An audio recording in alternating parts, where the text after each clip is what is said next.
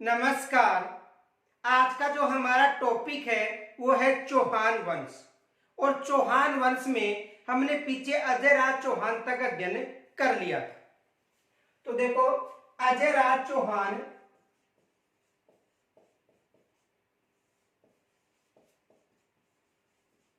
और अजय राज चौहान के बाद जो शासक बना था वो बना था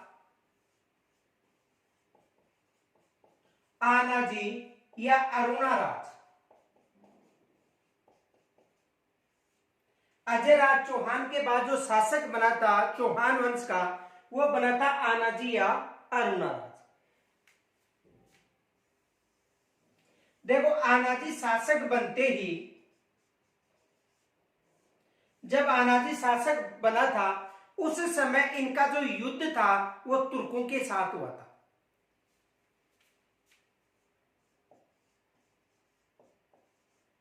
तुर्कों के साथ युद्ध हुआ था। यानी आनाजी शासक बने, शासक बनते ही इनका जो युद्ध था वो तुर्कों के साथ हुआ था। इस युद्ध में जो आनाजी था उन्होंने विजय प्राप्त की थी और युद्ध के बाद जो खून से रंगी हुई धरती थी उसे शुद्ध करवाने के लिए इन्होंने आना सागर झील का निर्माण करवाया था। एग्जाम में प्रश्न बन सकता है कि आना सागर झील का निर्माण किन्होंने करवाया था। तो आनाजी का जो युद्ध था किनके साथ हुआ था? तुर्कों के साथ हुआ था। इस युद्ध में आनाजी या अरुणाराज को विजय मिली थी। विजय प्राप्त करने के बाद इन्होंने जो खून से रंगी हुई धरती थी उसे शुद्ध करवाने के लिए आना सागर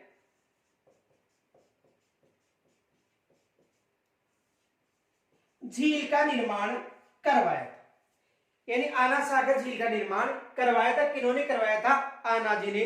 और आना सागर झील में चंद्रा नदी का जलाकर गिरता है। यानी इस झील में किस नदी का जलाकर गिरता है? चंद्रा नदी का जलाकर गिरता है। इनके अलावा देखो, आना सागर झील के पास ही दौलत बाग, जो वर्तमान में सुभाष उद्यान के नाम से जाना जाता है, जहांगीर के द्वारा बनवाया गया था। यानी इस झील के पास जो दौलत बाग था जिसे वर्तमान में सुभाष उद्यान के नाम से जाना जाता है, उसका जो निर्माण था वो जहांगीर ने करवाया था।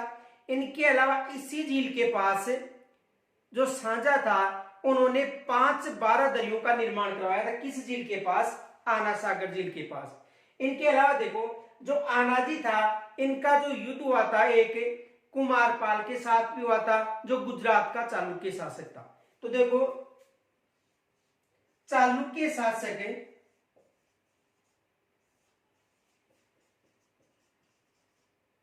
कहां का था? गुजरात। उसके साथ भी इनका युद्ध हुआ था आनाजी का और उसका नाम था कुमारपाल।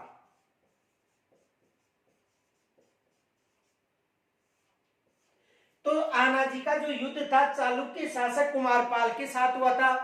इस युद्ध में यह बताया जाता है कि जो आनाजी थे वो पराजित हो गए थे और विजय कौन हुआ था? कुमारपाल। यानी आनाजी और कुमारपाल के मध्य जो आबू क्षेत्र था वहां पर युद्ध हुआ था और इसकी जो विजय का उल्लेख था वो 2 ग्रंथों में मिलता है। एक प्रबंध चिंतामणि जो मेरुतुंग का ग्रंथ है और दूसरा प्रबंध कोश जो राजशेखर का। उन दोनों ग्रंथों में यह उल्लेख मिलता है कि चालुक्य शासक कुमारपाल विजय हुए थे और जो आनाजी था वो पराजित हुए थे। इनके अलावा देखो, जो आनाजी था उन्होंने पुष्कर में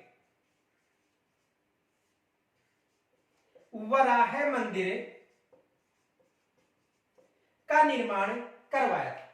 यानी आनाजी ने पुष्कर में किसका निर्माण करवाया था? वराह मंदिर का। देखो, यदि वराह नगरी की बात करें तो वराह नगरी बारां को कहा जाता है। वराह पुष्कर में वराह मंदिर का निर्माण किन्होंने करवाया था? आनाजी ने। लेकिन यदि वराह नगरी की बात करें तो बारां बताना है। और एक मेवाड़ का शासक था अलट, उन्होंने भी आहड़ में वराह मंदिर का निर्माण करवाया था। तो मेवाड़ का जो शासक था अलट, उन्होंने तो आहड़ में वराह मंदिर का निर्माण करवाया था और आनाजी ने पुष्कर में वराह मंदिर का निर्माण करवाया था। और वराहा नगरी किसे कहा जाता है? बाराक को कहा जाता है। इनके अलावा देखो जो आनाजी थे उन्होंने तुर्कों के अलावा गजनवियों के साथ भी युद्ध किया था, जिसमें आनाजी की विजय हुई थी। हरियाणा के जो सीमावर्ती शासक थे उनसे भी युद्ध किया था, और मालवा के जो शासक थे उनके साथ भी आनाजी ने युद्ध किया था, और विजय किनकी हुई थी? आनाजी की हुई थी। इनके अलावा देखो अजमेर में इन्होंने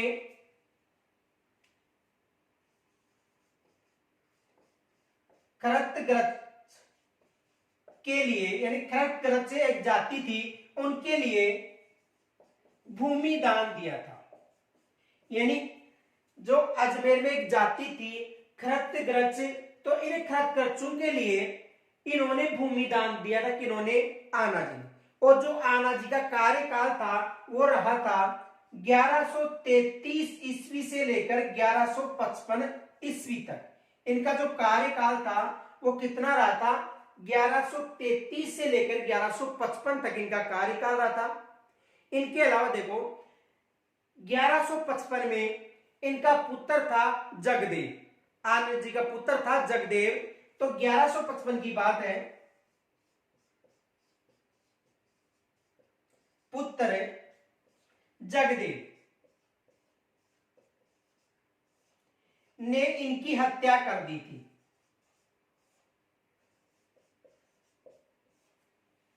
देखो 1155 ईस्वी में जो आनाजी का पुत्र था जगदेव, तो जगदेव ने आनाजी की हत्या कर दी थी। चौहान वंश का यदि प्रथम पितरंता की बात करें तो चौहान वंश का प्रथम पितरंता कौन था? जगदेव था। और यदि मेवाड़ वंश के पितरंता की बात करें तो उदय था, क्योंकि उन्होंने महाना कुंभा की हत्या कर दी थी। एग्जाम में प्रश्न बन सकता है कि चौहान वंश का प्रथम पितरंता कौन था? जगदेव था। और यदि मेवाड़ वंश की बात करें तो मेवाड़ वंश का प्रथम पितरंता कौन था? मेवाड़ वंश में यानी महाना कुंभा की जो हत्या की थी किन्होंने? उदा ने। तो मेवाड़ वंश का प्रथम पितरंता कौन था? उदा। इनके अलावा देखो देवबोध व धर्मघोष इनके दरबारी विद्वान थे। देवबोध व धर्मघोष इनके शासन काल में जो विद्वान थे वो कौन कौन थे? देवबोध और धर्मघोष। तो यहां तक स्क्रीनशॉट ले सकते हो।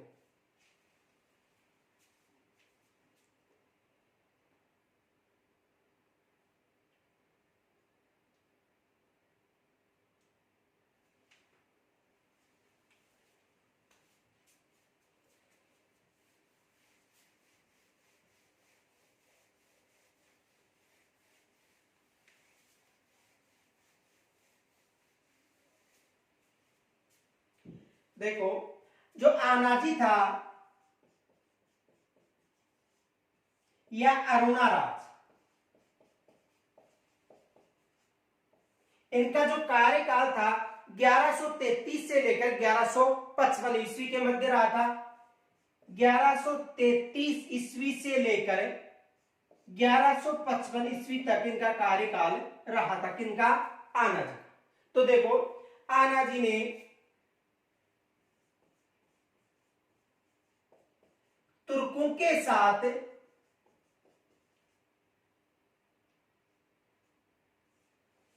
युद्ध किया। किनके साथ युद्ध किया था? तुर्कों के साथ युद्ध किया था। और इस युद्ध में आनाजी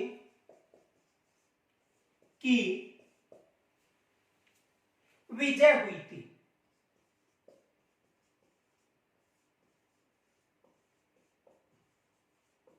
यानी तुर्कों के साथ जो युद्ध किया था इस युद्ध में किनकी विजय हुई थी? आनाजी की विजय हुई थी। यानी तुर्कों के साथ युद्ध किया, इस युद्ध में आनाजी की विजय हुई थी।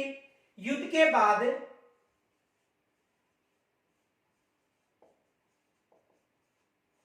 आना सागर झील का निर्माण करवाया था।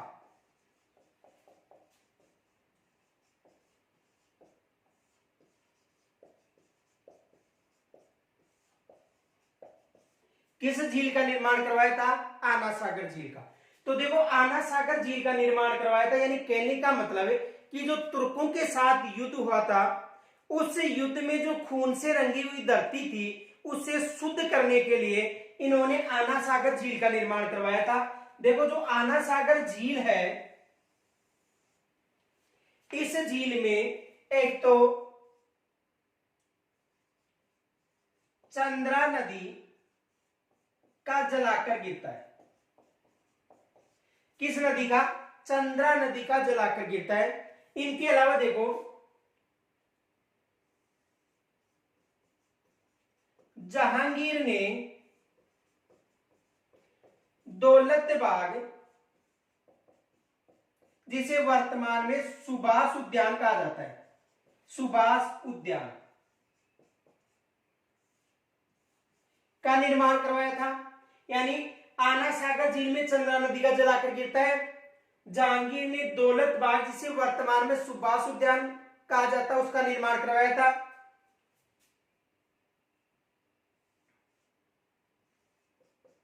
शाहजहां ने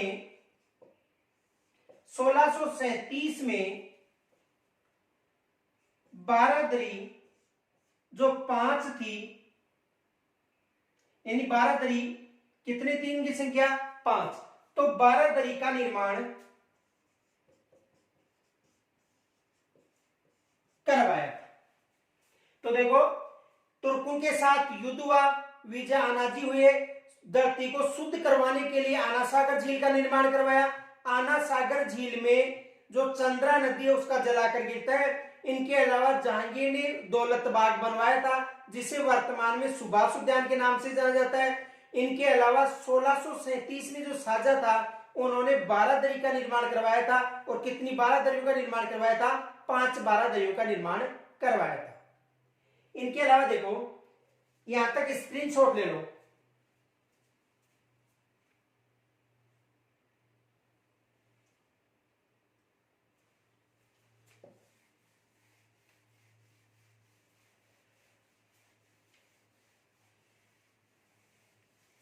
देखो आना जी ने पुष्कर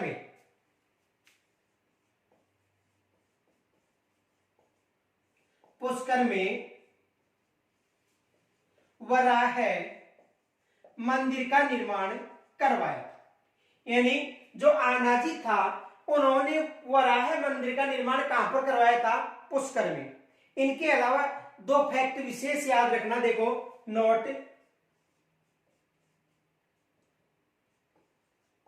मेवाड़ शासक अलट, जो मेवाड़ शासक अलट था, उन्होंने आहड़ में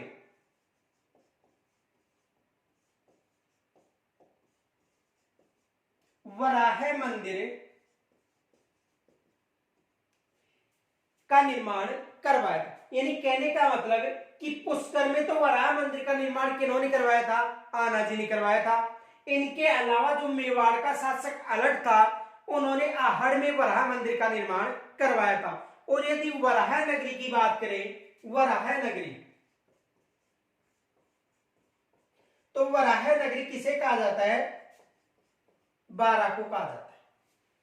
देखो आनाजी ने पुष्कर में वराह मंदिर का निर्माण करवाया, मेवाड़ शासक अलट ने आहड़ में वराह मंदिर का निर्माण करवाया, और इनके अलावा वराह नगरी किसे कहा जाता है? बारा को कहा जाता है। यहां तक भी स्क्रीनशॉट ले सकते हो।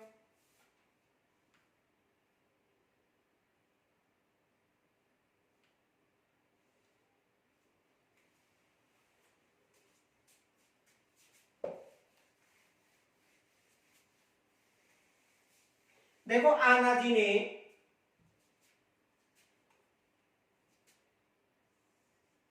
गुजरात का शासक था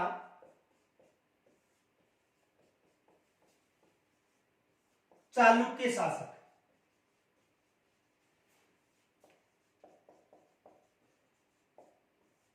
गुजरात का जो चालुक्य शासक था कुमारपाल। यानी आनाजी के साथ जो गुजरात का शासक यानी चालुक्य शासक कुमारपाल था, उसके साथ युद्ध हुआ था।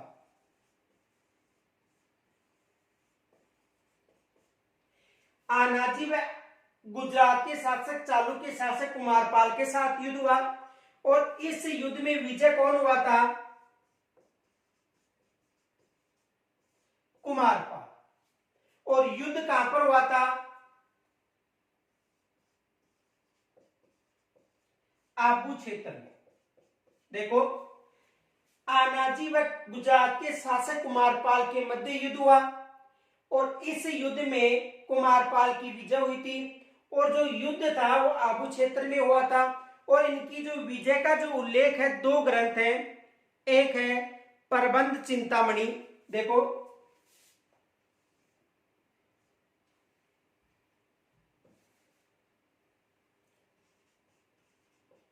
प्रबंध चिंतामणि, एक ग्रंथ तो कौन सा है? प्रबंध चिंतामणि। और प्रबंध जो चिंतामणि है, यह ग्रंथ किसका है?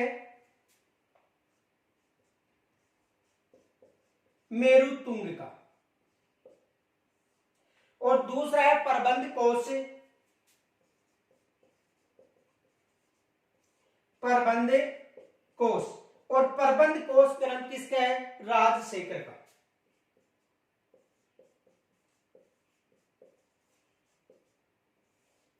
तो देखो, प्रबंध चिंतामणि और प्रबंध जो कोश ग्रंथ है राजशेखर का, इन ग्रंथों में यह उल्लेख मिलता है, इन ग्रंथों में, इन दोनों ग्रंथों में यह उल्लेख मिलता है कि जो आनाजी व गुजरात का जो शासक था कुमारपाल, इन दोनों के मध्य जो युद्ध हुआ, इस युद्ध में कौन विजय हुआ था? कुमारपाल। एग्जाम में यहां से प्रश्न बन सकता है। प्रश्न ये बन सकता है कि जो गुजरात का शासक कुमारपाल था, उनके साथ आनाजी का युद्ध हुआ था और इस युद्ध में कुमारपाल विजय हुए थे। इनका उल्लेख किन ग्रंथों में मिलता है? तो इनका उल्लेख प्रबंध चिंतामणि जो मेरुतुंग की थी और प्रबंध कोश जो राजशेखर की थी, इन जो ग्रंथ हैं उनमें इनका उल्लेख मिलता है। किनका उल्लेख मिलता है? कि इन दोनों के मध्य युद्ध हुआ था। इनके अलावा देखो, जो पृथ्वीराज तृतीय थे, जिनके पिता सोमेश्वर चौहान थे, तो सोमेश्वर चौहान ने भी इनके दरबार में कुछ समय व्यतीत किया था। जो पृथ्वीराज तृतीय, आगे अध्ययन करेंगे, चौहान वंश का जो शासक था, तो उनके जो पिता थे सोमेश्वर चौहान, तो सोमेश्वर चौहान ने भी ये जो कुमारपाल शासक था, इनके दरबार में कुछ समय व्यतीत किया था। इनके अलावा देखो, जो आनाजी थे वो शिव या शैव धर्म को मानने वाले थे, लेकिन इन्होंने सभी धर्मावलियों को आदर किया था। किन्होंने किया था? आनाजी ने। यहां तक स्क्रीनशॉट ले सकते हो।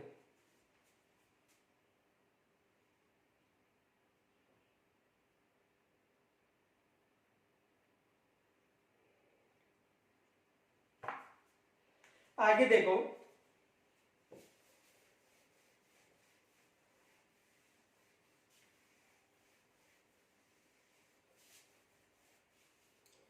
देखो आनाजी ने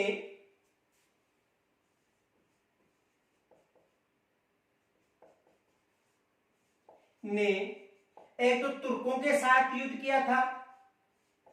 विजय कौन रहे थे? आनाजी। गजनवियों के साथ युद्ध किया था, इनमें भी विजय कौन हुआ था? आनाजी हुए थे। इनके अलावा मालवा के साथ युद्ध किया था, मालवा के जो शासक थे, इनमें भी विजय कौन हुआ था? आनाजी हुआ था। इनके अलावा देखो, हरियाणा क्षेत्र के जो शासक थे उनके साथ भी युद्ध हुआ था और इस युद्ध में कौन विजय हुआ था? आनाजी। लेकिन जो चालुक्य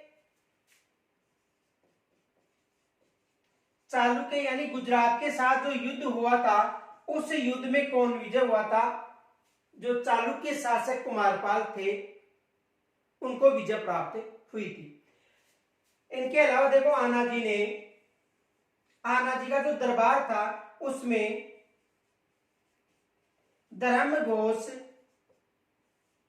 वह देवबोध नामक विद्वान भी थे।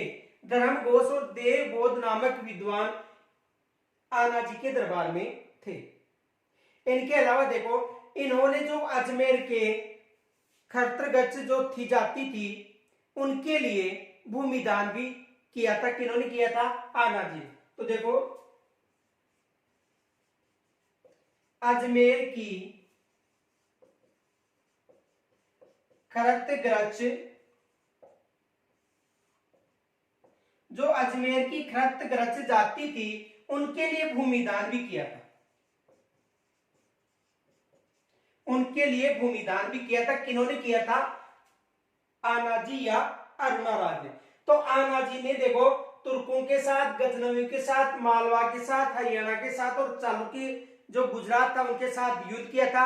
लेकिन इस युद्ध में यह कहा जाता है, प्रबंध चिंतामणि व प्रबंध कोश ग्रंथ में यह कहा जाता है कि आना जी पराजित हुए थे।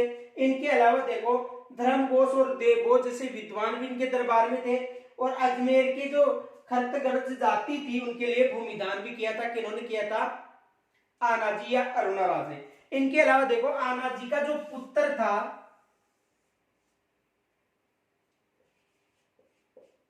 जगदेव ने 1155 में इनकी हत्या कर दी थी। किनकी हत्या कर दी थी? आना जी या अरुणाराज की। तो जो पुत्र जगदेव था, यानी एग्जाम में प्रश्न बन सकता है कि चौहान वंश का प्रथम पितृंता कौन था? तो ये चौहान वंश का प्रथम पितृंता, चौहान वंश का प्रथम पितृहंता। तो चौहान वंश का जो प्रथम पितृहंता था वो कौन था? जगदेव था। और यदि मेवाड़ की बात करें तो देखो, मेवाड़ वंश का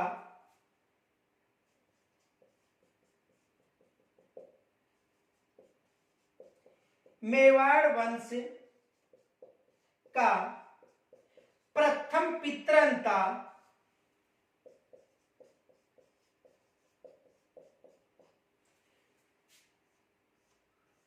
उदा था।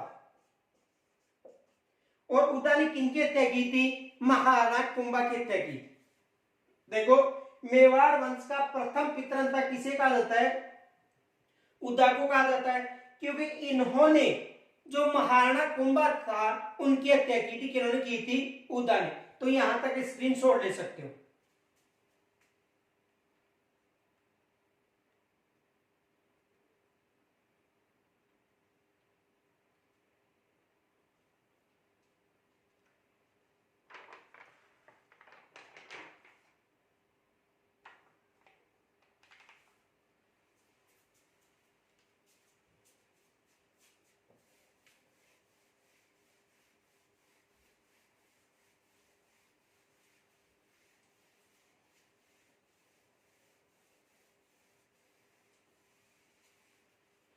देखो, आना जी के बाद जो शासक बना था वो बना था जगदेव।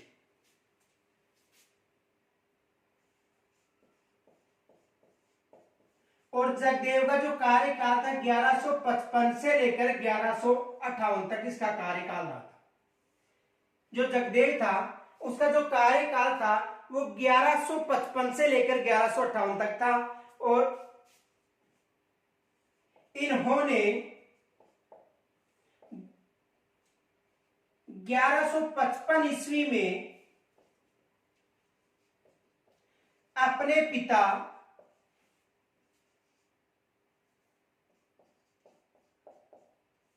आना जी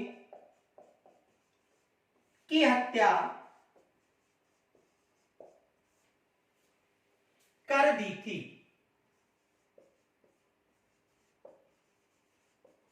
यानी इन्होंने 1155 में जो इनका पिता था आना जी उसकी हत्या कर दी थी। और इनका जो कार्यकाल रहा था 1155 से लेकर 1158 के मध्य इनका कार्यकाल रहा था। और इसे चौहान वंश का प्रथम पितृहंता कहा जाता है। चौहान वंश का प्रथम पितृहंता कहा जाता है। यानी चौहान वंश का जो प्रथम पितृहंता था वो कौन था? जगदेव था।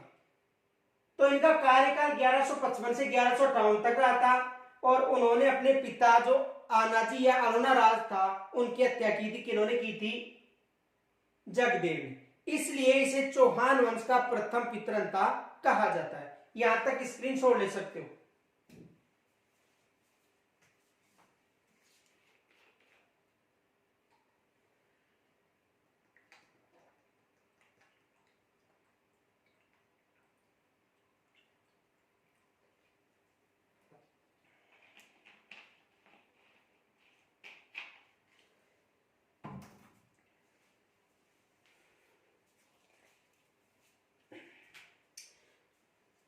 तो देखो जगदेव के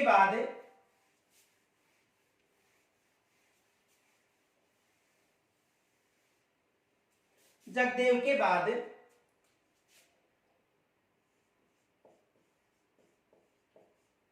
विग्रहराज चतुर्थ, जिसे बिसलदेव तृतीय के नाम से भी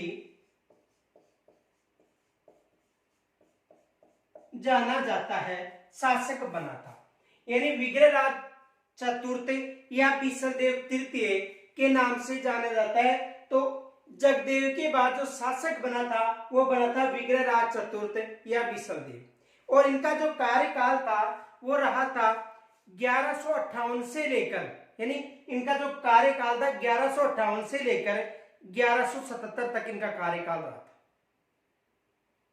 तो देखो इनका जो कार्यकाल था, यानी विग्रहराज चतुर्थ शासक बना था जिसे बिसलदेव तृतीय भी कहा जाता है। देखो इनके शासन काल की बात करें तो विग्रहराज जो चतुर्थ था उन्होंने 1157 की बात है।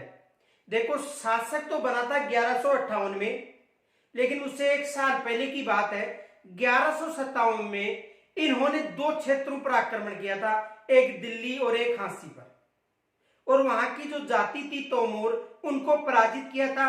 इस कारण इनके शासनकाल को जो चौहान वंश या जो सांबर के चौहान, सपादलक्ष या अजमेर के जो चौहान थे इनके शासनकाल को स्वर्ण शासनकाल कहा जाता है। एग्जाम में यहां से प्रश्न पूछा जाता है कि ऐसा कौन सा शासक था जिनके शासनकाल को चौहानों का स्वर्ण शासनकाल कहा जाता है। तो किनके शासनकाल को कहा जाता है? विग्रहराज चतुर्थ के शासनकाल को। इनके अलावा देखो जो विग्रहराज चतुर्थ था उनके शासनकाल की यदि चर्चा करें तो विग्रहराज चतुर्थ के शासनकाल में इन्होंने एक संस्कृत पाठशाला का निर्माण करवाया था। इस पाठशाला को जो मोहम्मद गौरी का सेनापति था कुतुबुद्दीन ऐबक, उन्होंने तुड़वाकर 2.5 दिन के झोंपड़े के रूप में परिवर्तित करवा दिया था। किनके शासनकाल में निर्मित थी? विग्रहराज चतुर्थ के शासनकाल में।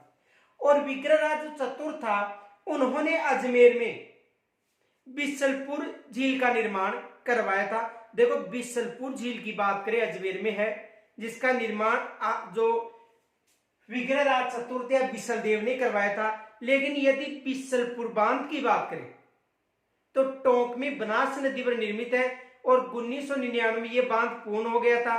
और राजस्थान की सबसे बड़ी पेयजल परियोजना कौन सी है? जो बिसलपुर बांध परियोजना है। तो यहां से भी एग्जाम में प्रश्न अधिकतर बनते हैं। तो देखो इनके शासनकाल को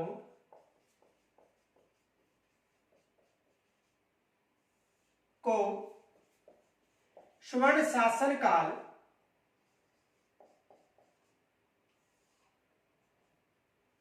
कहा जाता है।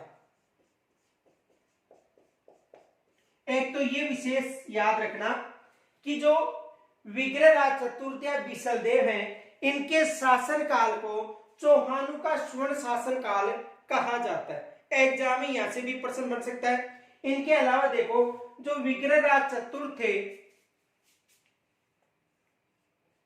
1157 ईस्वी में तोमरों को पराजित करके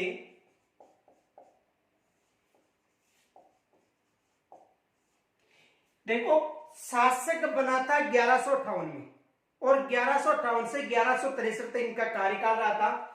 देखो शासक कब बना था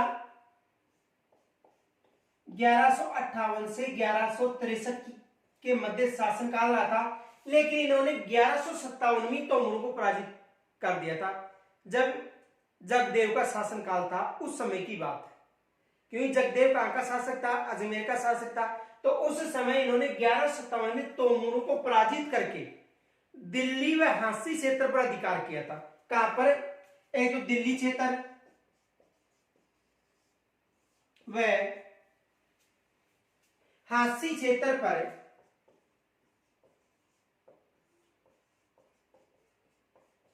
अधिकार किया था।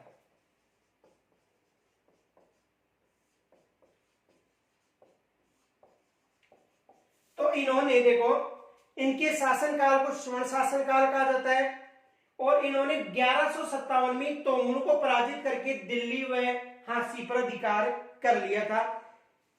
शासक 1158 में बना था, लेकिन एक साल पहले की बात है। इनके अलावा देखो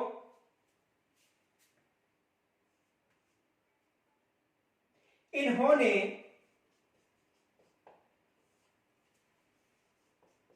हरिकेली नाटक लिखा था, यानी जो विग्रहराज चतुर्थ या विष्णुदेव तृतीय थे, इन्होंने एक नाटक की रचना की थी। कौन सा नाटक था, हरिकेली नाटक। एग्जाम में यहां से प्रश्न बनता है कि हरिकेली नाटक की रचना किन्होंने की थी, तो हरिकेली नाटक की जो रचना थी वो किन्होंने की थी, विग्रहराज चतुर्थ ने की थी। यहां से भी एग्जाम में प्रश्न बनता है। इनके अलावा देखो इन्होंने बीसलपुर झील का निर्माण भी करवाया था।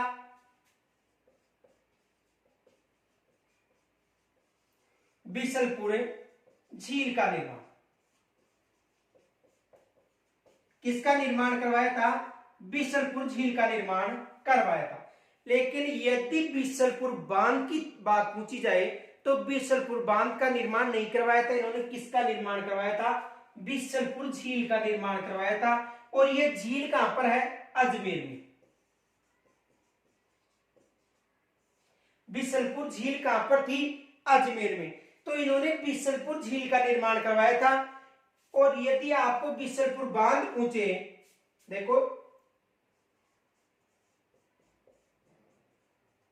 यदि बीसलपुर बांध, बीसलपुर बांध की बात करें तो ये कहां पर है, बनास नदी पर है, टोंक में। यानी बनास नदी में जो बनास नदी पर जो बांध निर्मित है बीसलपुर, कहां पर निर्मित है, टोंक में। यानी टोंक के टोडाराय सिंहपुरा में। यह बांध पूर्ण कब हुआ था, 1999 में। बांध पूर्ण कब हुआ था, 1999 में। अब देखो ये बात करें हम 1999 की, और ये बात कब की है, 1158 से लेकर 1163 की। तो बीसलपुर बांध का निर्माण नहीं करवाया था, क्योंकि बीसलपुर बांध का निर्माण 1987-88 में प्रारंभ हुआ था और 1999 में पूर्ण हो गया था। तो बीसलपुर बांध का निर्माण नहीं करवाया था, बीसलपुर झील का निर्माण करवाया था। और बीसलपुर झील का निर्माण कहां पर करवाया था, अजमेर में। तो बीसलपुर बांध का निर्माण किस नदी पर है, बनास नदी पर। और बांध पूर्ण कब हुआ था, 1999 में। और एक ये तथ्य विशेष याद रखना कि बीसलपुर बांध राजस्थान की सबसे बड़ी पेयजल परियोजना है। ये जो बीसलपुर बांध है राजस्थान की सबसे बड़ी पेयजल परियोजना है। राजस्थान की सबसे बड़ी पेयजल परियोजना।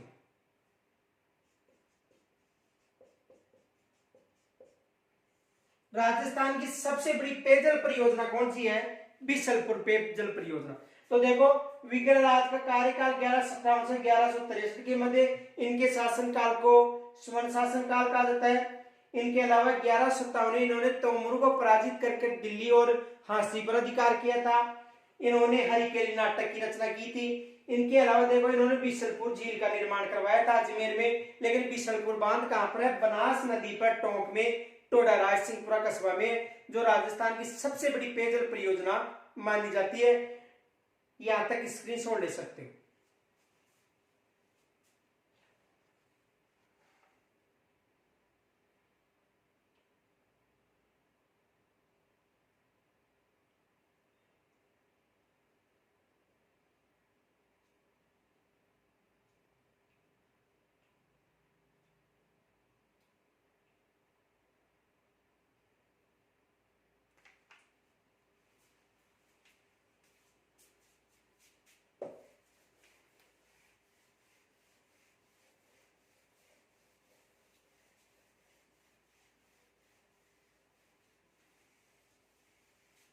देखो जो विग्रहराज चतुर्थ था, इनका जो दरबारी कवि था धर्मघोष, तो धर्मघोष के कहने पर इन्होंने एकादशमी को पशुवध पर प्रतिबंध लगाया था। एग्जाम में यहां से प्रश्न बन सकता है।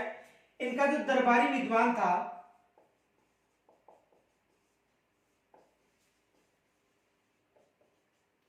धर्मघोष, और धर्मघोष के कहने पर इन्होंने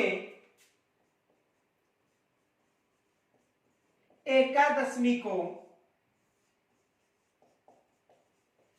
पशुवध पर प्रतिबंध लगाया था।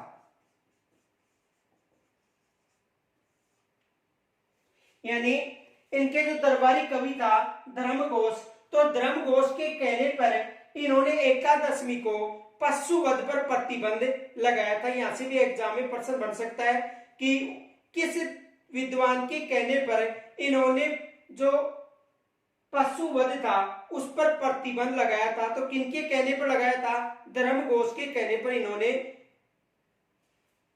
प्रतिबंध लगाया था। इनके अलावा देखो इनका जो दूसरा दरबारी विद्वान था सोमदेव, इनके कहने पर देखो इनके कहने पर पशुवध पर प्रतिबंध लगाया था, और इनके द्वारा एक रचना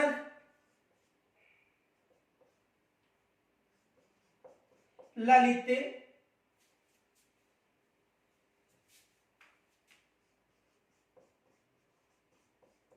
विग्रहराज, सोमदेव ने एक रचना लिखी थी ललित विग्रहराज। और ये जो ललित विग्रहराज है, इनके जितने भी श्लोक हैं वो विग्रहराज चतुर्थ या बिसलदेव के द्वारा एक संस्कृत पाठशाला का निर्माण करवाया गया था। उस संस्कृत पाठशाला पर इस रचना के श्लोक उल्लेखित है। देखो दोबारा समझो, जो विग्रहराज चतुर्थ या बिसलदेव तृतीय था, उसका जो दरबारी विद्वान था धर्मघोष, धर्मघोष के कहने पर उन्होंने एकादशमी को पशुवध पर प्रतिबंध लगाया था। कब लगाया था? यानी किनके कहने पर? धर्मघोष के। इनके अलावा जो दूसरा विद्वान था इनका, जिनका नाम था सोमदेव, और सोमदेव के द्वारा ललित विग्रहराज नाटक की रचना की गई थी। और इस नाटक के जितने भी श्लोक हैं या इस नाटक को विग्रहराज चतुर्थ द्वारा जो संस्कृत पाठशाला थी, देखो इन्होंने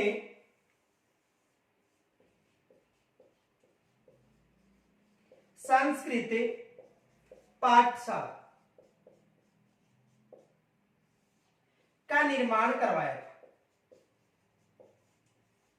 किन्होंने करवाया था? विग्रहराज चतुर्थ ने संस्कृत पाठशाला का निर्माण करवाया था। और इस पाठशाला को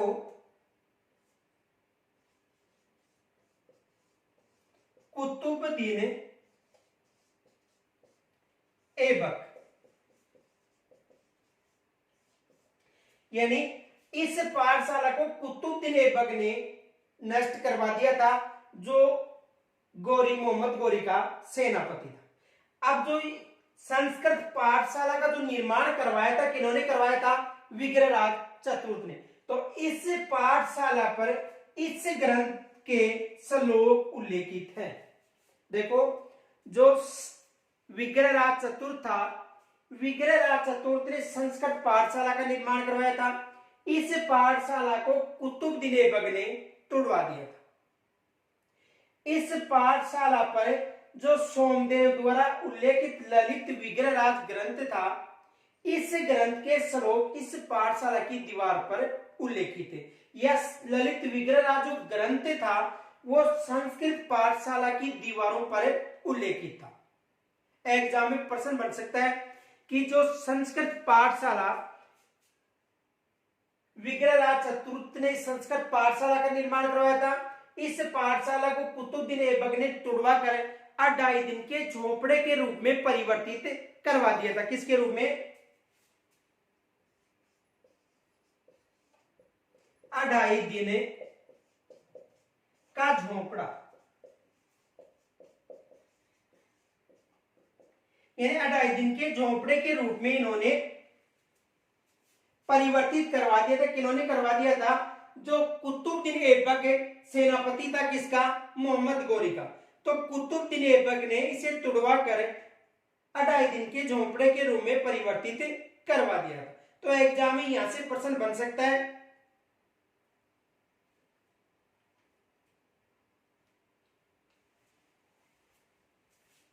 इनके अलावा देखो, यहां तक पहले तो स्क्रीनशॉट ले लो।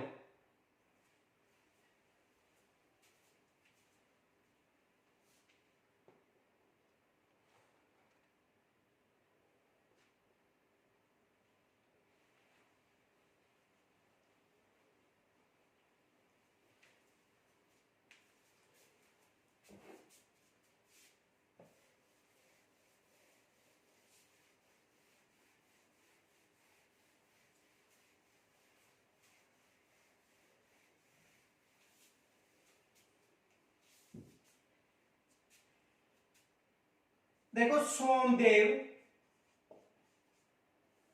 का जो ग्रंथ था ललित विग्रहराज,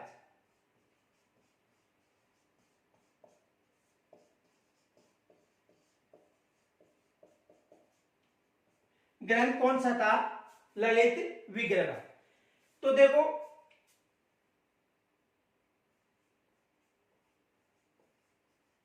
संस्कृत पाठशाला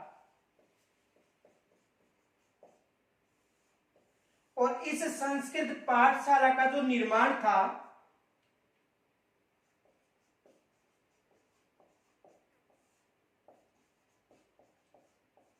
विग्रहराज चतुर्थ या विसलदेव तृतीय ने करवाया था।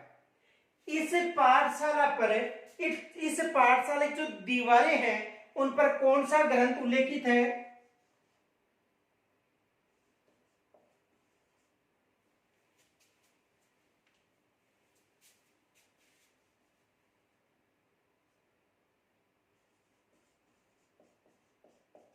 दीवारों पर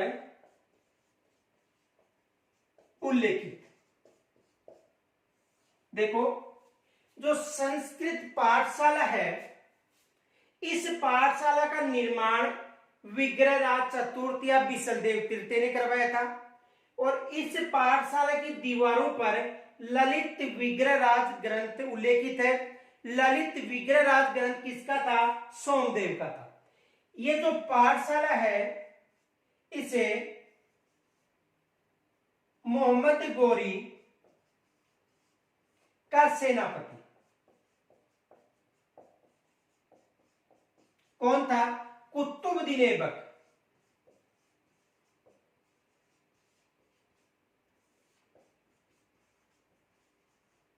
कुतुबुद्दीन ऐबक। तो मोहम्मद गोरी का जो सेनापति था कुतुबुद्दीन ऐबक, उन्होंने इसे नष्ट करवा दिया था या तुड़वा दिया था? ने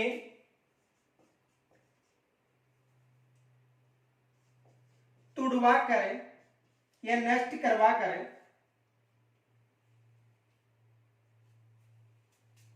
अढ़ाई दिन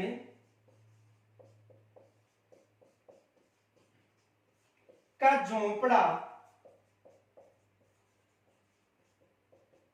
बनवा दिया था। एग्जाम में यहां से प्रश्न आता है।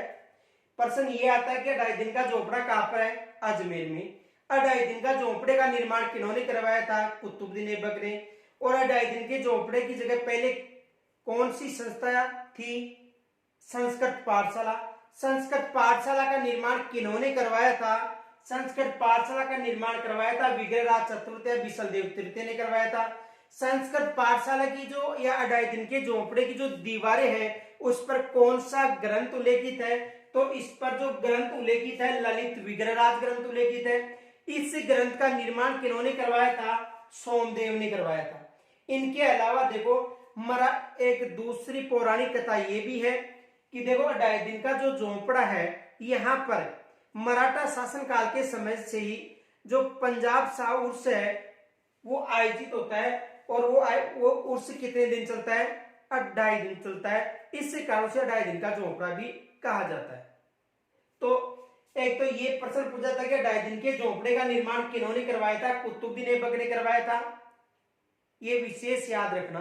कहां पर है? अजमेर में। इनके अलावा देखो यहां तक स्क्रीनशॉट ले लो पहले।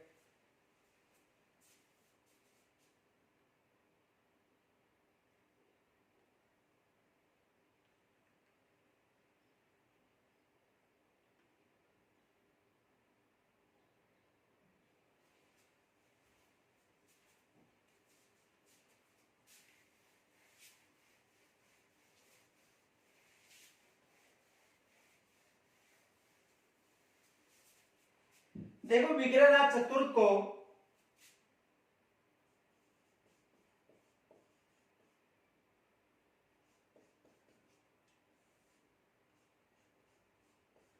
जो विग्रहराज चतुर्थ था इसे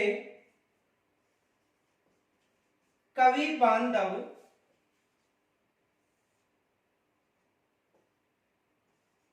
की उपाधि भी दी गई थी। किसकी उपाधि दी गई थी? कवि बांधव की उपाधि दी गई थी क्योंकि इनके जो दरबार थे इनके दरबार में अधिकतर विद्वान रहते थे। इस कारण इसे कवि बांधव की उपाधि भी दी गई थी। एग्जाम में ये भी आ सकता है। इनके अलावा देखो जो विग्रहराज चतुर्थ था इनका जो उल्लेख है एक दिल्ली का शिवालिक स्तंभ लेख मिला है। दिवालिक जो शिवालिक स्तंभ लेख दिल्ली में मिला है उस स्तंभ लेख में भी इनका विक्रय यानी जो विग्रहराज चतुर्थ है इनका उल्लेख मिलता है। तो देखो दिल्ली के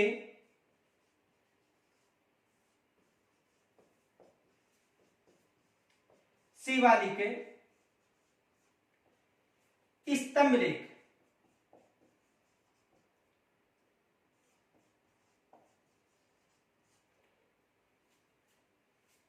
में उल्लेख मिलता है।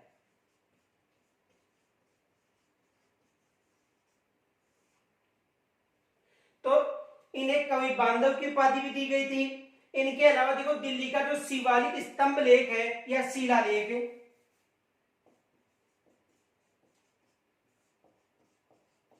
इस शिलालेख में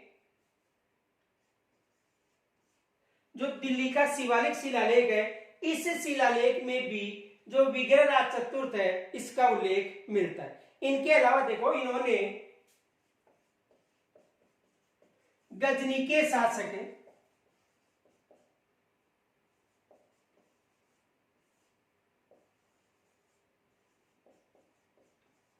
खुसराव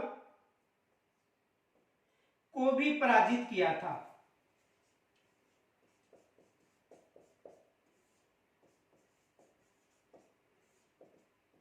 यानी इन्होंने जो दिल्ली का देखो गजनी का जो शासक था खुसराव शाह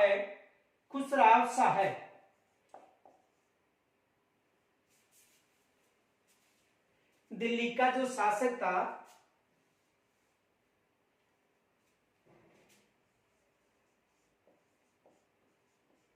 खुसराव शाह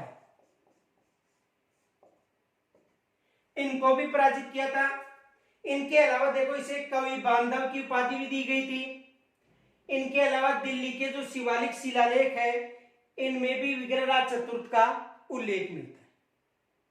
यहां तक स्क्रीनशॉट ले सकते हो।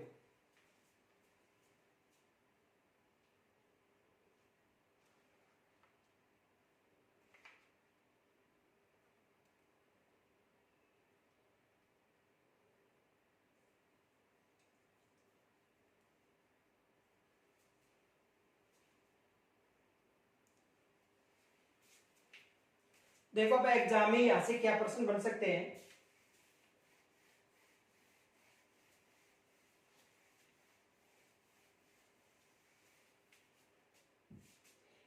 देखो एग्जाम में ये प्रश्न पूछा गया था, विग्रहराज चतुर्थ को कवि बांधव की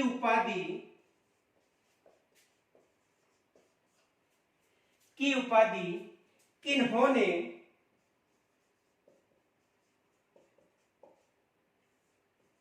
दी थी। एग्जाम में यह प्रश्न पूछा गया था कि विग्रहराज चतुर्थ को कवि बांधव की उपाधि किन्होंने दी थी। तो देखो कवि बांधव की जो उपाधि थी वो पृथ्वीराज विजय ग्रंथ में दी गई थी। किस ग्रंथ में? पृथ्वीराज विजय ग्रंथ में दी गई थी। और यह ग्रंथ किसका था? जयानक का। तो एग्जाम में यह भी प्रश्न आ सकता है कि जो विग्रहराज चतुर्थ को कवि बांधव की उपाधि किन्होंने दी थी? तो जो पृथ्वीराज विजय जो ग्रंथ है इस ग्रंथ में इसको उपाधि दी गई थी। और यह ग्रंथ किसका था? जयानक का था। तो एग्जाम में यहां से भी प्रश्न बन सकता है। इनके अलावा जो एक विद्वान था कीलहोर्न, तो कीलहोर्न ने यह कहा था कि जो विग्रहराज चतुर्थ है इनकी जो तुलना थी वो कालिदास व भवभूति से की जाती है। यानी कीलहोर्न ने यह कहा था कि जो विग्रहराज चतुर्थ है इसकी तुलना जो कालिदास और भवभूति है उनसे की जाती है। किन्होंने कहा था? कीलहोर्न ने। तो देखो ये भी एग्जाम में प्रश्न आ सकता है। कीलहोर्न ने किनके लिए कहा था? विग्रहराज चतुर्थ के लिए। विग्रहराज चतुर्थ के लिए कि इनकी तुलना, किनकी तुलना? विग्रहराज चतुर्थ की तुलना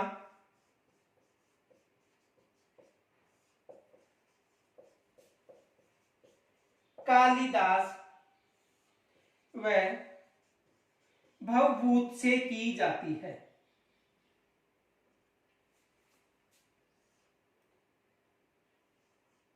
यानी इनकी जो तुलना थी विग्रह, यानी कीलहोर्न ने कहा था कि विग्रहराज चतुर्थ की जो तुलना है वो कालिदास व भवभूति से की जाती है। एग्जाम में यहां से भी प्रश्न बन सकता है कि विग्रहराज चतुर्थ की तुलना किन विद्वानों से की जाती है? कालिदास व भवभूति से की जाती है। ये किन्होंने कहा था? कीलहोर्न ने कहा था। तो ये दोनों जो प्रश्न है अधिक मोस्ट है। देखो ये भी प्रश्न पूछा जा सकता है कि विग्रहराज चतुर्थ को कवि बांधव की उपाधि किन्होंने दी थी? तो किन्होंने दी थी? जयानक ने दी थी। किस ग्रंथ में दी थी? पृथ्वीराज विजय ग्रंथ में दी गई थी। इनके अलावा देखो कीलहोर्न ने विग्रहराज चतुर्थ की जो तुलना थी वो कालिदास व भवभूति से की थी। यहां से भी एग्जाम में प्रश्न बन सकता है, स्क्रीनशॉट ले सकते हो।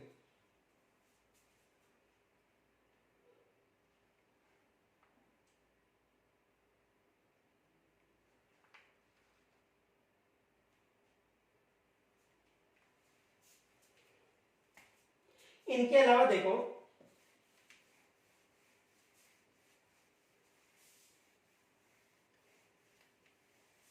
जो इनका दरबारी कविता सोमदेव, तो सोमदेव ने यह कहा था सोमदेव, जो इनका दरबारी विद्वान था। तो सोमदेव ने यह कहा था कि यह एक वीर योद्धा ही नहीं बल्कि विद्वान भी था। किन्होंने कहा था? सोमदेव ने कहा था कि विग्रहराज चतुर्थ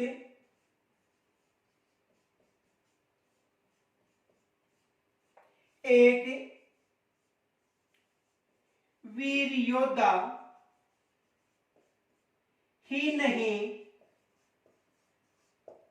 बल्कि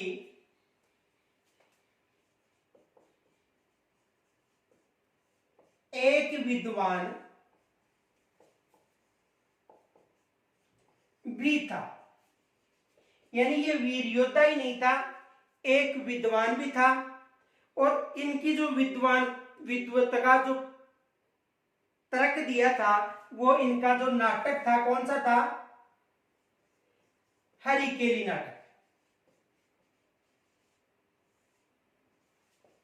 तो हरिकेली नाटक के आधार पर इन्होंने यह कहा, क्योंकि जो विग्रहराज चतुर्थ था उन्होंने हरिकेली नाटक की रचना की थी। तो हरिकेली नाटक के आधार पर इन्होंने यह कहा था, सोमदेव ने, कि ये विग्रहराज चतुर्थ एक वीर योद्धा ही नहीं था, क्योंकि इन्होंने दिल्ली पर भी अधिकार किया था, दिल्ली पर अधिकार करने के साथ हांसी पर भी अधिकार किया था, गजनी के साथ जो खुसराव था उनको भी पराजित किया था। इनकी जो वीरता का उल्लेख है वो शिवालिक शिलालेख में मिलता है। तो विद्वान होने के कारण साथ साथ यह एक वीर योद्धा होने के साथ साथ यह एक विद्वान भी था। और विद्वान होने का तर्क उन्होंने कौन सा नाटक दिया था? हरिकेली नाटक का उदाहरण दिया था। तो एग्जाम में यहां से भी प्रश्न बन सकता है कि किन्होंने ये कहा था कि विग्रहराज चतुर्थ एक वीर योद्धा होने के साथ साथ विद्वान भी था। तो किन्होंने कहा था? सोमदेव ने कहा था। स्क्रीनशॉट ले सकते हो।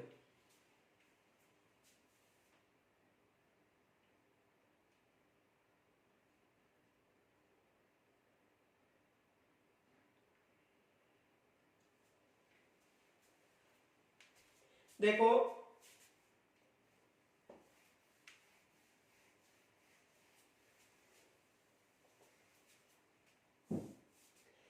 जयानक ने कहा था कि विग्रहराज चतुर्थ की मृत्यु के बाद इनकी जो कवि बांधव की उपाधि है वो नष्ट हो जाएगी, क्योंकि कवि बांधव की उपाधि धारण करने वाला कोई शासक नहीं होगा। किन्होंने कहा था? जयानक ने कहा था कि जो विग्रहराज चतुर्थ को कवि बांधव की उपाधि दी गई है, विग्रहराज चतुर्थ को कवि बांधव की उपाधि दी गई है, वो इनकी मृत्यु के बाद नष्ट हो जाएगी, क्योंकि उसे धारण करने वाला कोई योद्धा नहीं होगा। ये किन्होंने कहा था? जयानक ने। तो एग्जाम में प्रश्न आ सकता है कि किस विद्वान ने कवि बांधव की उपाधि दी थी? तो किन्होंने दी थी? जयानक ने दी थी। और किस ग्रंथ में दी थी? पृथ्वीराज विजय में दी थी। और पृथ्वीराज ग्रंथ किसका है? सॉरी, पृथ्वीराज रासो ग्रंथ किसका है? चंद बरदाई का। तो इन्होंने जो उपाधि दी थी कवि बांधव, और कवि बांधव की उपाधि क्यों दी थी? क्योंकि इनके जो दरबार था, इनका जो दरबार था, इनमें अधिकतर विद्वान रहते थे। इस कारण इन्हें कवि बांधव की उपाधि दी गई थी। किन्हें दी गई थी? विग्रहराज चतुर्थ को। तो यहां से भी एग्जाम में प्रश्न बन सकता है। प्रश्न ये बन सकता है, देखो,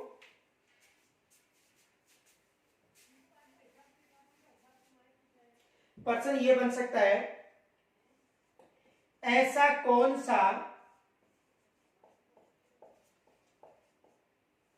चौहान शासक था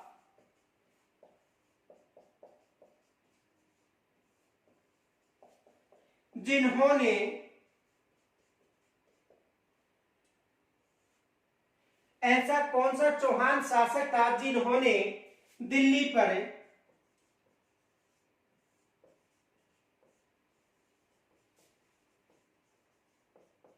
अधिकार किया था? ऐसा कौन सा चौहान शासक है जिन्होंने दिल्ली पर अधिकार किया था। तो ऐसा कौन सा चौहान शासक है जो दिल्ली पर अधिकार किया था? विग्रहराज चतुर्थ। कौन था? विग्रहराज चतुर्थ।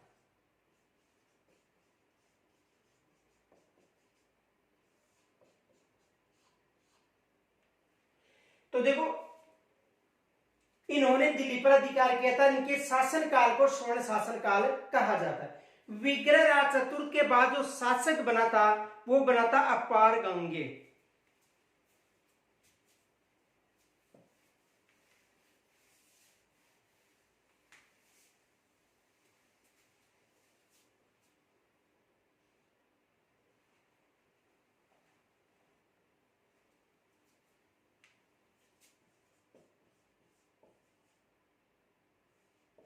विग्रहराज चतुर्थ के बाद जो शासक बना था वो बना था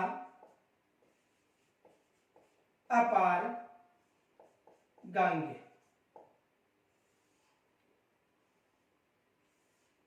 यानी कि विग्रहराज चतुर्थ के बाद अपार गांगे शासक बना था। इनका जो कार्यकाल था वो कुछ समय के लिए रहा था और इनके बाद जो शासक बना था वो बना था पृथ्वीराज द्वितीय। तो देखो, विग्रहराज चतुर्थ के बाद इनका जो उत्तराधिकारी था अपार गांगे बना था। इनके बाद जो शासक बना था इनका जो अपार गांगे का भाई था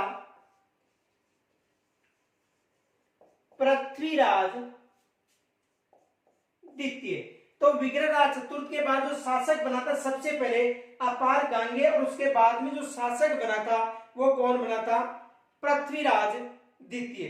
तो देखो, अपार गांगे था, उनका कार्यकाल कुछ समय का था, लेकिन उसके बाद जो शासक बना था वो कौन बना था?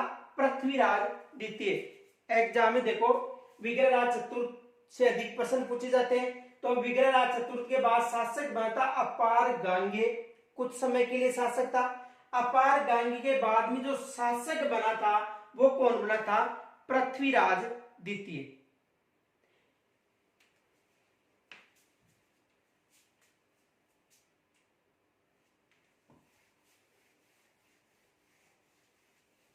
देखो,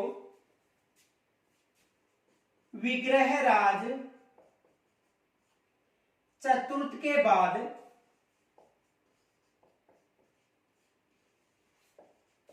अपार गांगे व पृथ्वीराज द्वितीय शासक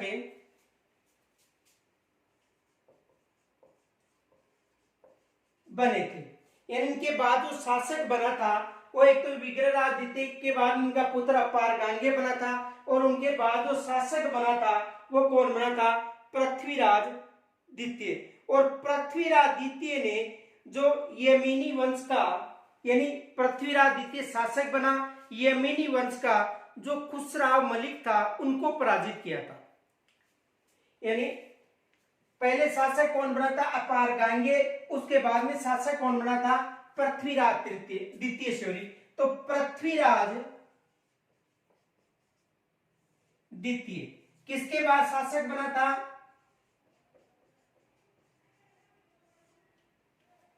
अपार गांगे के बाद।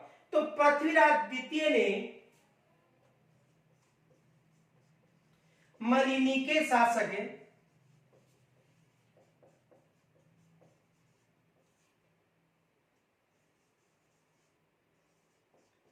खुसराव मलिक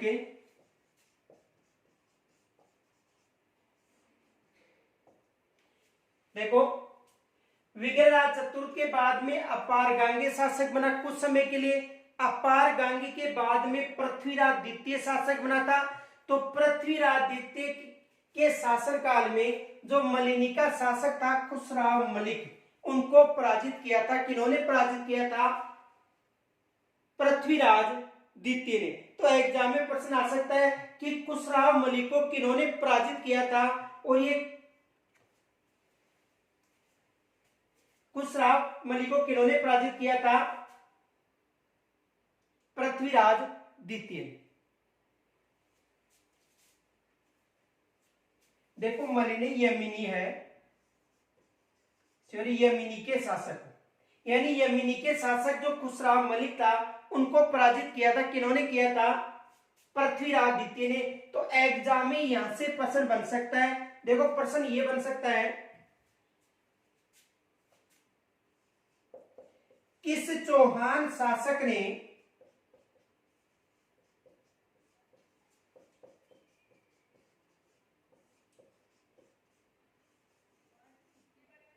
खुसराव मलिक को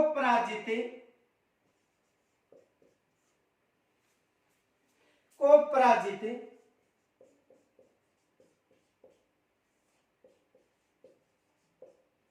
किया था। यानी किस चौहान शासक ने खुसराव मलिक को पराजित किया था। तो एग्जाम में यहां से प्रश्न बन सकता है, तो किन्होंने किया था? पृथ्वीराज द्वितीय ने इनको पराजित किया था। किन्होंने किया था? पृथ्वीराज द्वितीय को। पृथ्वीराज द्वितीय ने पराजित किया था। तो देखो एक तो ये प्रश्न विशेष याद रखना कि किस चौहान शासक ने खुसराव मलिक को, जो यमीनी के शासक थे, उनको पराजित किया था? पृथ्वीराज द्वितीय ने। अब देखो पृथ्वीराज द्वितीय के बाद जो शासक बना था, इनका चाचा सोमेश्वर शासक बना था। यानी इनके बाद जो शासक बना था वो इनका चाचा बना था। कौन था? सोमेश्वर।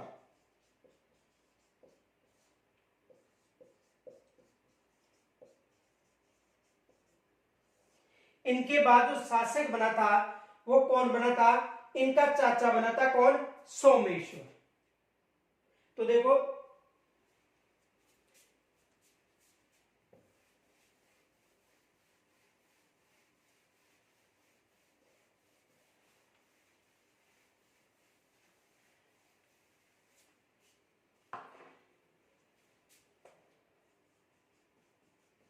अजयराज चौहान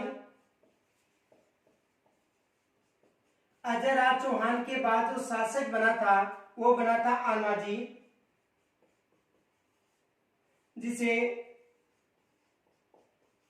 अरुणाराज भी कहा जाता है। इन्होंने अजमेर को राजधानी बनाई थी, अपने नाम के चांदी के सिक्के भी डलवाए थे। इनकी जो रानी थी सोमलेखा या सोमल देवी, उन्होंने भी सिक्के डलवाए थे अपने नाम के। इनके अलावा जो अजयमेर दुर्ग था उसका निर्माण करवाया था। उसके बाद जो शासक बना था आनाजी अरुणाराज बना था। इन्होंने तुर्कों के साथ युद्ध किया था। इस युद्ध में आनाजी की विजय हुई थी। विजय के बाद आनाजी ने जो खून से रंगी हुई धरती थी उसे धुलवाने के लिए आनासागर झील का निर्माण करवाया था। और आनाजी ने ही जो गुजरात का चालुक्य शासक था कुमारपाल, उसके साथ युद्ध किया था और इस युद्ध में इनकी पराजय हुई थी आनाजी की। इसका जो उल्लेख है प्रबंध चिंतामणि जो मेरुतुंग का है और प्रबंध कोश जो राजशेखर का है उन ग्रंथों में मिलता है। इनके बाद जो इनकी जो हत्या की थी वो किन्होंने की थी? इनका पुत्र था जगदेव। इनका पुत्र कौन था? जगदेव, जो चौहान वंश का प्रथम पितरंता कहा जाता है। यानी चौहान वंश का प्रथम पितरंता किसे कहा जाता है? जगदेव को। यह एग्जाम में प्रश्न बन सकता है। चौहान वंश का प्रथम पितृहंता। तो चौहान वंश का प्रथम पितृहंता कौन था? जगदेव। और यदि मेवाड़ वंश का पूछे तो मेवाड़ वंश का उदा था जिन्होंने महानाकुंभा की हत्या की थी। जगदेव के बाद जो शासक बना था वो बना था विग्रहराज चतुर्थ या बिसल देव तृतीय। इनके शासन काल को जो विग्रहराज चतुर्थ या बिसल देव है, इनके शासन काल को स्वर्ण शासन काल कहा जाता है। इन्होंने दिल्ली व झांसी पर अधिकार किया था और चौहान वंश का एकमात्र शासक था जिन्होंने दिल्ली पर अधिकार किया था। या चौहान वंश के इनके शासन काल को ही स्वर्ण शासन काल के नाम से जाना जाता है। इनके द्वारा संस्कृत पाठशाला का निर्माण करवाया गया था। इस पाठशाला को जो मोहम्मद गौरी का सेनापति था कुतुबुद्दीन ऐबक, उन्होंने तुड़वा कर 2.5 दिन के झोंपड़े के रूप में परिवर्तित कर दिया था। इनके अलावा यह कहा जाता है कि मराठा शासनकाल के समय यहाँ पर पंजाब शाह का उर्स आयोजित होता था 2.5 दिन, इस कारण इसे 2.5 दिन का झोंपड़ा भी कहा गया था। 2 तथ्य विशेष याद रखना, एक तो मिल सकता है कि जो मोहम्मद गौरी का सेनापति था कुतुबुद्दीन ऐबक, उन्होंने संस्कृत पाठशाला को तुड़वा कर 2.5 दिन में उसका झोंपड़े का निर्माण करवा दिया था, इस कारण उसे 2.5 दिन का झोंपड़ा कहा जाता है। इनके अलावा यह भी आ सकता है कि मराठा शासन काल के समय पंजाब शाह उर्स का 2.5 दिन उर्स लगता है, इस कारण से 2.5 दिन का झोंपड़ा कहा जाता है। इनके अलावा देखो विग्रहराज चतुर था, इनके द्वारा स्वयं के द्वारा हरिकेली नाटक की रचना की गई थी, और इनका जो दरबारी कविता सोमदेव, उनके द्वारा सोमदेव के द्वारा ललित विग्रहराज की रचना की गई थी। और जो संस्कृत पाठशाला है उस की दीवारों पर जो ललित विग्रहराज ग्रंथ है उनका जो संपूर्ण विवरण या श्लोक उल्लेखित है। इनके बाद विग्रहराज चतुर्थ के बाद में जो शासक बना था अपार गांगे, और अपार गांगी के बाद जो शासक बना था वो बना था पृथ्वीराज द्वितीय। पृथ्वीराज द्वितीय के बाद में जो शासक बना था वो बना था इनका चाचा, यानी पृथ्वीराज तृतीय का चाचा था सोमेश्वर। ये याद रखना है कि इनका चाचा था पृथ्वीराज तृतीय का चाचा था सोमेश्वर, शासक बना था। और सोमेश्वर के बाद जो शासक बना था वो बना था पृथ्वीराज तृतीय। तो देखो अजयराज चौहान, उस अजयराज चौहान से केवल एक प्रश्न अधिकतर बनता है कि अजमेर में चौहानों की जो राजधानी किन्होंने स्थापित की थी, या अजमेर दुर्ग का निर्माण तो किन्होंने करवाया था, अजयराज चौहान। यहां से एग्जाम में प्रश्न बनता है कि आनाजी या अरुणा राज ने एक तो आना सागर झील का निर्माण करवाया था, दूसरा मोस्ट प्रश्न बनता है कि इन्होंने चालुक्य शासक कुमारपाल के साथ युद्ध किया था, विजय कौन हुआ था, कुमारपाल, और उस कुमारपाल के दरबार में कुछ समय के लिए सोमेश्वर भी रहे थे। जो कुमारपाल के साथ आनाजी का युद्ध हुआ था उसमें कुमारपाल विजय हुआ था, उनके दरबार में सोमेश्वर भी कुछ समय के लिए रहे थे। उसके बाद में जगदेव चौहान वंश का प्रथम पितरंता कहा जाता है। विग्रहराज चतुर्थ बिसलदेव को चौहानों का स्वर्ण शासन काल कहा जाता है, एग्जाम में यहां से भी प्रश्न बन सकता है।